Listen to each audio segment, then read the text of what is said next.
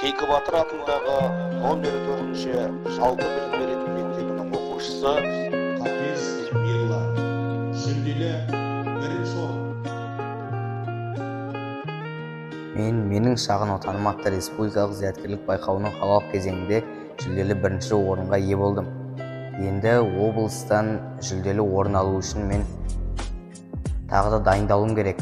Ол үшін бір жоғары деңгейдегі зерттеу жұмысын жүргізсем. Әсел апайға қоңырау шалсам қалай болады екен?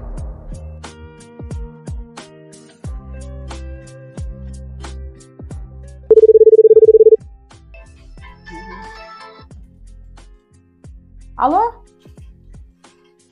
Мирлан, қалың қалай? Сәлеметсіз бе апай?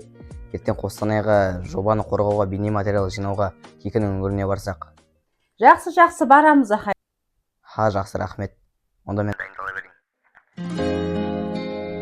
Жақсы, сау бол.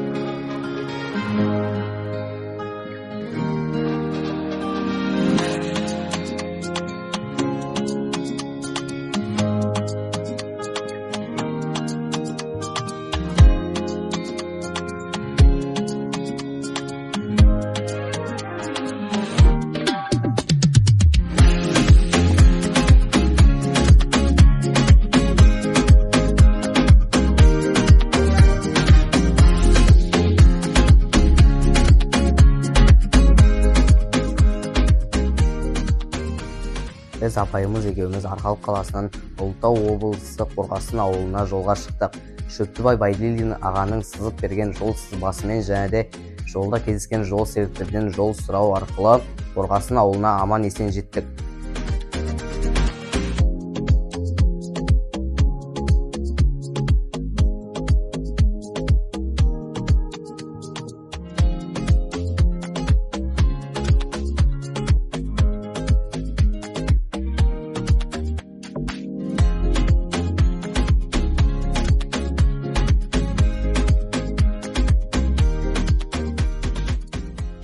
Қорғасын ауылында бізді Қорғасын ауылының номер 2-ші мектебінің директоры Еркеулан ағай күтіп алды. Және де Еркеулан ағай бізді Кейкінің үңгіріне апарды. Жолай Кейкі туралы өзі білетін ақпараттарды да айтып берді. Кейкінің үңгіріне жеткен кезде көзге түсетін ең бірінші ол Кейкі үңгірінің маңайындағы табиғат. Ол жерде үлкен өзеннің және де ағаштардың табиғаты өте керемет әсер қалдырады және де жолай шаршап келген адамдардың демін басады.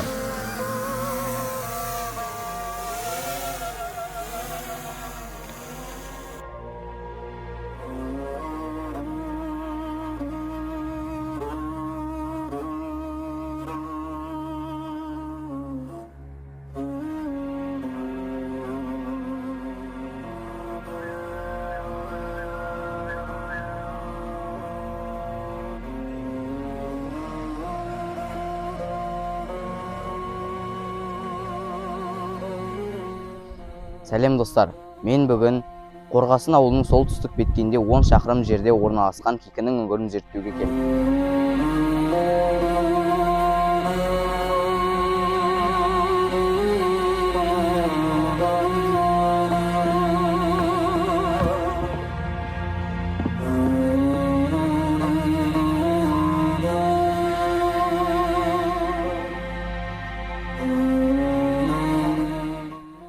Енді міне Кейкінің үңгірінің ішіне кіреміз.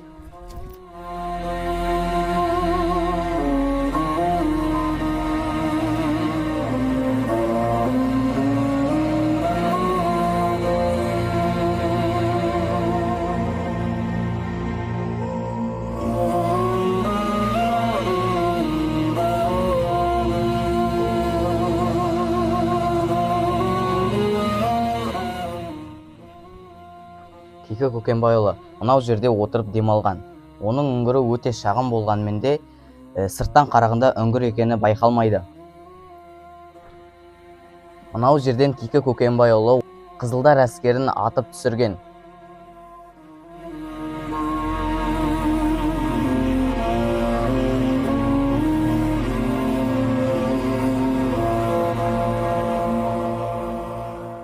Кейкі Көкенбайұлының үңгірі ол жай ғана тастардан қаланған үңгір емес.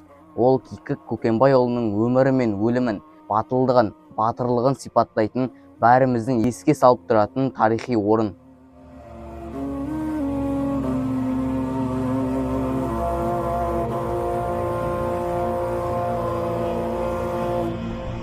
Кикінің жанашыр ағайындары түн уақытында Кикіге осы өзеннің іргесімен тамақтар, азық-түліктер тасыған.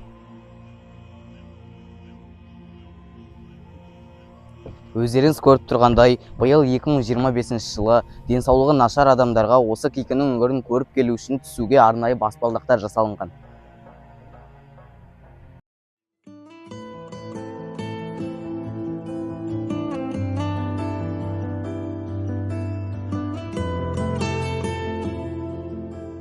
Кейін Еркебұлан ағай өз қонақ жайлығын көрсетіп, бізді өз үйіне қонаққа апарды. Ол үйден дәм татқаннан кейін Шөптібай Байдилдин ағаға өзінің дұғай сәлем жолдап бізді шығарып салды. Ендігі мақсатым осы жобаны облыстық деңгейде, жоғары деңгейде қорғап шығып, қаламыздың атын республикаға таныту, яғни республикадан жүлделі орын алып келу.